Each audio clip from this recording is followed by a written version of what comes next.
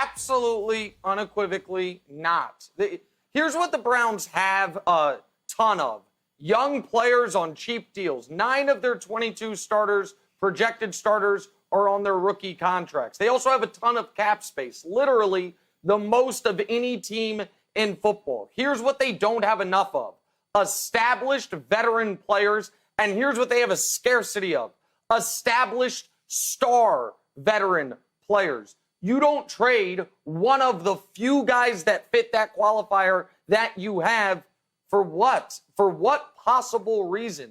Because he might, like seemingly everyone else on the team, have been unhappy under the Freddie Kitchens reign of terror? Like, it doesn't make sense. And if you're a Browns fan and you think this is a good idea, I would ask you this question. Would you trade him to Pittsburgh? Would you trade him to Baltimore? Because if you're not willing to trade a guy within your division because you're scared of him deep down, then you shouldn't trade him anywhere. The Browns are better with Beckham than without Beckham. They don't need extra draft picks. They had plenty of draft picks from the Sashi Brown era when they kept trading back and they kept acquiring more picks. They need established players. Beckham's one of the best players in the league.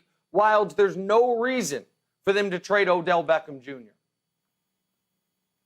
You know what this reminded me of, Nick, when I saw it trending on Twitter? It's like when you go to the grocery store and you keep on buying things, you're like, wow, I did a great job. And you come home and you say, I don't think I have one meal here. That's the way I felt about this whole Odell story. There was a lot of rumors and there's a lot of innuendo and a lot of maybes, but there's not one thing of truth. The only true thing that happened yesterday that we can unequivocally say is that the Browns released their new jerseys. And if you went onto Odell's Instagram, he opened up his new jersey, he held it up to the camera, and he seemed excited about it. That's it. So the idea that Odell wants out, if he wants out, he's got a weird way of showing it because he was excited, Jenna, to see the Browns' new jerseys yesterday. So why do you think this is even a rumor? Why do you think this is even coming up? Brian, I'll ask you, what do you make of all of this? And should the Browns trade Odell? You know, my answer is kind of similar to Nick. I don't think they should trade them.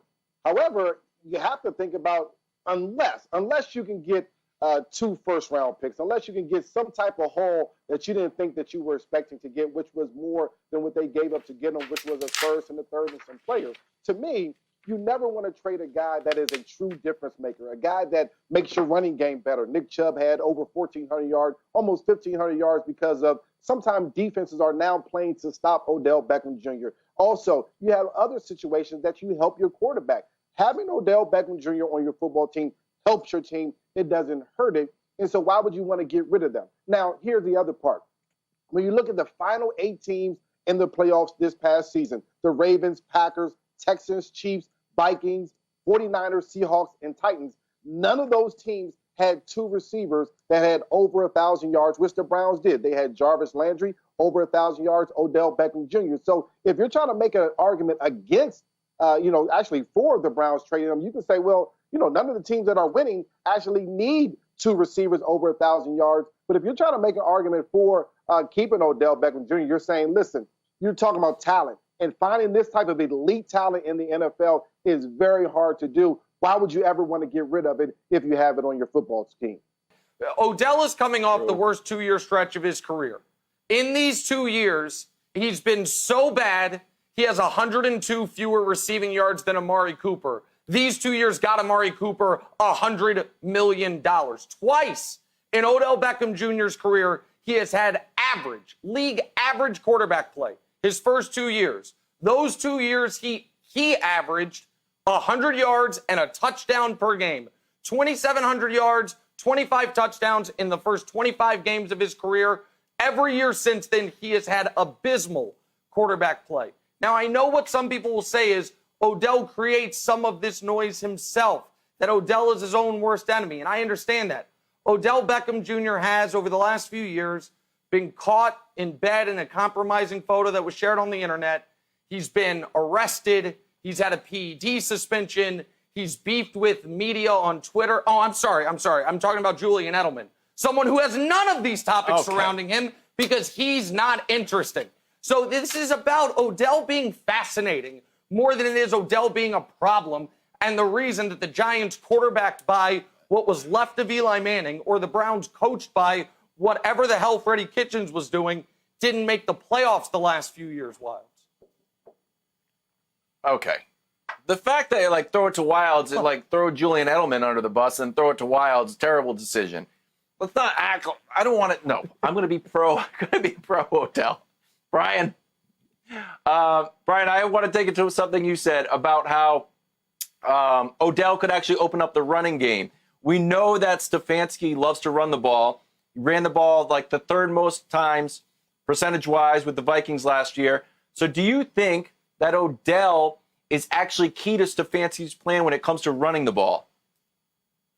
Well, I think if you have the talent like Odell Beckham Jr., it doesn't matter, where you put him at. It doesn't matter if you put him in a slot, you put him outside. Teamers are going to recognize where he's at, and the safety has to lean his way. I remember when we brought T.O. to our football team, and we were good before T.O. got there. But defenses played us totally different when a talent, a Hall of Famer talent like T.O. came to our team. And defenses play the Browns differently as well, because safeties, they can't play at 10 yards because they have to respect his speed over the top. Safeties have to play at 12, 13 yards and lean to the outside to him. That opens up lanes in the run game. So to me, if you were to lose a guy like Odell, it certainly is going to change some things for the run game. It's going to change things for Jarvis Landry. He's not going to get single covered as well. He's not going to be the guy that said, I'm going to be playing against the second and third cornerback on the football team. Now he gets bumped up to the first cornerback, and you have to wonder, will some of his production go down just a bit? And so when you take this talent off a team,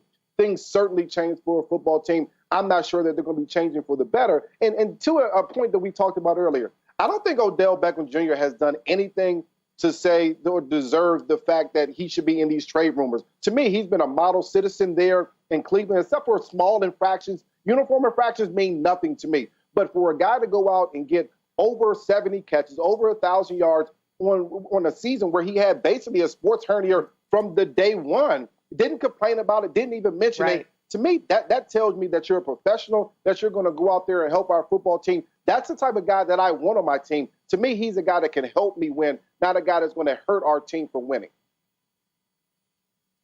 Hey, Nick, we talked about how this would affect Odell, how it would affect the Browns. How do you think this would affect Baker? Because week in and week out last year, how much did we hear about Baker's he's got to give the ball to Jarvis. He's got to get the ball to Odell. He's trying to get the ball. How much do you think losing Odell would affect Baker Mayfield in trying to get his career back on track as well? I think it'd be terrible for him. I mean, one team ever has traded Odell Beckham Jr. It's the New York Giants. You think they want him back? You think Daniel Jones might be a little more confident going into his second season if he had Odell Beckham Jr.? I do. You think Baker Mayfield would greet the news of Odell being traded like, oh, well, there's one less super talented guy I've got to deal with? No, he's thrilled when they traded for him, pardon me. And if they traded him away, he'd say, guys, you had me play with one arm tied behind my back last year with the coach. Now you're trading away one of the three best receivers in the entire NFL.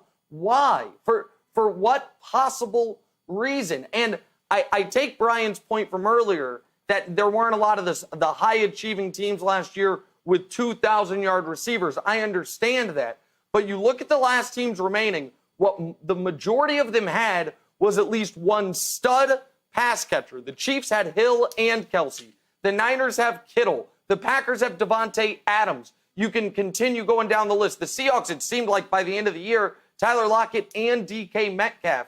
You need to have guys that can be difference makers even if you want to run the football the way, say, Baltimore did, unless you have Lamar Jackson as your quarterback. So I can't, in sports, unless the guy is off the rails like Antonio Brown, you don't get better by moving on from your best players. And Bill James Wildes has one of my all-time favorite sports quotes, which is the worst teams have an amazing ability to blame their best players for their problems. It was not Odell's fault that the Giants were mediocre. He was one of the reasons they weren't god-awful. It was not Odell's fault the Browns underachieved last year. He was one of the reasons they're not drafting in the top 5, Wildes. Thanks for watching. Subscribe here to get the latest from the show. Also, be sure to check out more of the best clips from First Things First, or go watch a few segments from our other shows on FS1.